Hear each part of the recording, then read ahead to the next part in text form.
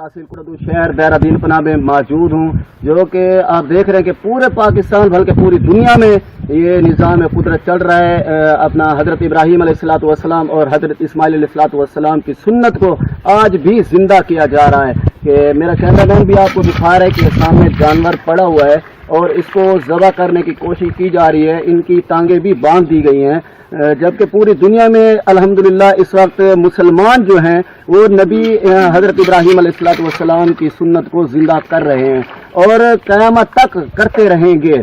اور ناظرین آپ نے تقریباً دیکھا ہوگا کہ پورے پاکستان میں یہ نظام ابراہیم چل رہا ہے اور چلتا رہے گا۔ میرا کیمرہ مین آپ کو واضح طور پر دکھا رہا ہے،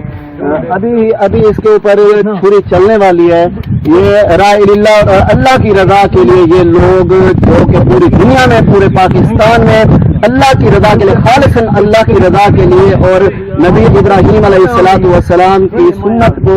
زندہ کرنے کے لیے یہ تمام مسلمان جو ہیں اس وقت پورے پاکستان میں سنت ابراہیم کو چلایا جا رہا ہے۔ اور عوام الناس کا یہ بھی کہہ رہے ہیں، یہ دیکھ سکتے ہیں میرا کیمرہ مین آپ کو واضح طور پر دکھا رہے ہیں، اس وقت جانور ذبح ہو چکا ہے۔ میرا کیمرہ مین آپ کو یہ نزدیک دکھا رہا ہے کہ اس وقت جانور ذبح ہو چکا ہے، اس وقت جانور ذبح ہو چکا ہے، جو کہ حضرت ابراہیم علیہ الصلوۃ والسلام اور حضرت اسماعیل علیہ الصلوۃ والسلام کی سنت کو زندہ کیا جا رہا ہے۔ اور پوری دنیا میں، پورے پاکستان میں نہیں، پوری دنیا میں یہ نظام ابراہیم چلایا جا رہا ہے اور خالصاً اللہ کی رضا کے لیے چلایا جا رہا ہے، خالصاً اللہ کی رضا کے لیے چلایا جا رہا ہے۔ اس وقت